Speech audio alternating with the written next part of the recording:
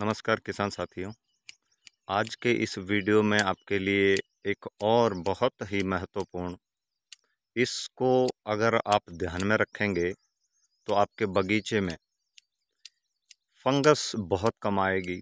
अक्सर जून जुलाई में राजस्थान के बगीचों में कटिंग यानी कि पौधों की प्रूनिंग की जाती है और इस समय मौसम बदलता है और राजस्थान में मौसम का आगमन के साथ कभी कभी बरसात आ जाती है। तो जो टीम आपके फार्म पर आपके द्वारा बुलाई गई, पौधों की कटिंग आपको कब तक करनी चाहिए बरसात के दिन और कब तक नहीं करनी चाहिए, इस पर जो हमारा कई सालों का बगीचों में अनुभव रहा, आज आपके सामने साझा करने जा रहा हूँ। आप इस बात पर गौर कीजिएगा।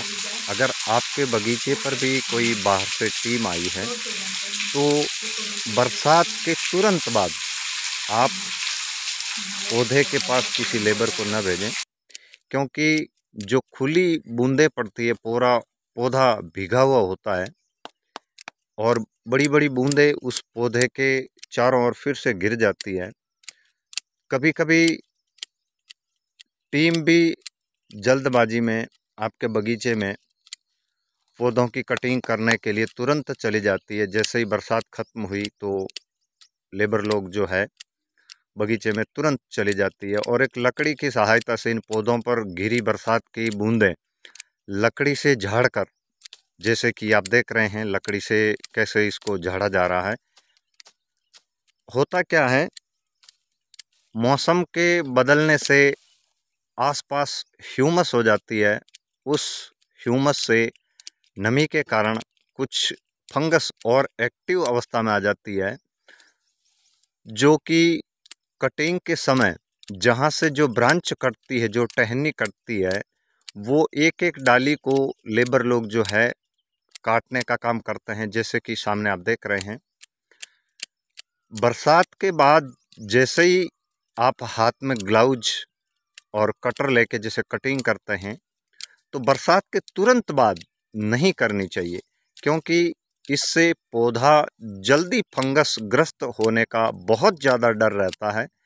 इससे बचने के लिए आप सबसे पहले बगीचे में जब भी आपके बरसात आ गई और काम चल रहा है प्रूनिंग का, तो आप लेबर का जो मुखिया होता है उसे कहकर पौधों को लकड़ी से पानी पूरा ऊपर से जड़वा लें, जैसे कि ये भाई साहब झाड़ रहे हैं।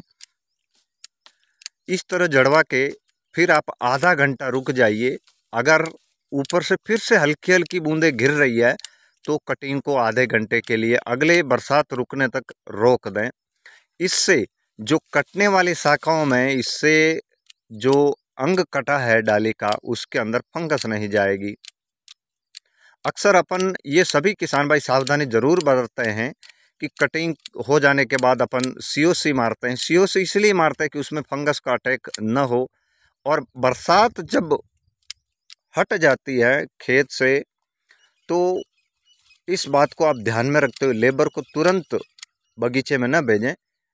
अगर आप तुरंत लेबर को कटिंग के लिए भेजते हैं तो इससे पौधा आपका डैमेज जल्दी हो सकता है। आपको बार बार इसके ऊपर फंगीसाइड और कई ऐसे ट्रीटमेंट करने पड़ जाते हैं जो आपके लिए कॉस्टली है। इस वीडियो में आज हमने आपको एक विशेष जानकारी दी।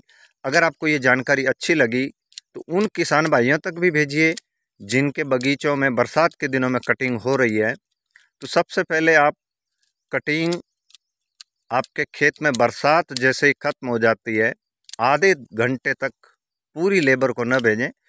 पूरे पौधे के ऊपर लकड़ी से पानी को नीचे निथार दें। निथारने के बाद अगर हवा चलती है तो सबसे बढ़िया, क्योंकि हवा चलने से पत्तों के ऊपर ठहरा पानी वो जल्दी सूख जाता है और पूरा पौधा सूखने के बाद ही आप लेबर को कटिंग के लिए भेजें, जिससे आपके पौधे में फंगस लगने का डर नहीं रहेगा। दूसरी बात, पौधे के अंदर कांटे भी रहते हैं, ग्लव्ज भीग जाते हैं, हाथ गीले हो जाते हैं और चमड़ी नरम हो जाती है, तो कांटे लगने का भी डर ज़्यादा रहता है।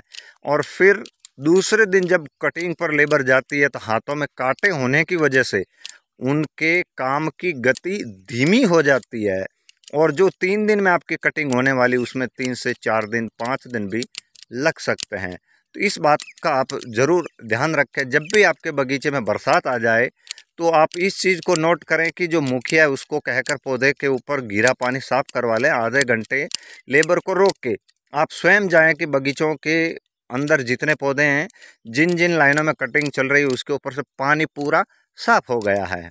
कैसी लगी जानकारी औरों तक भेजिए।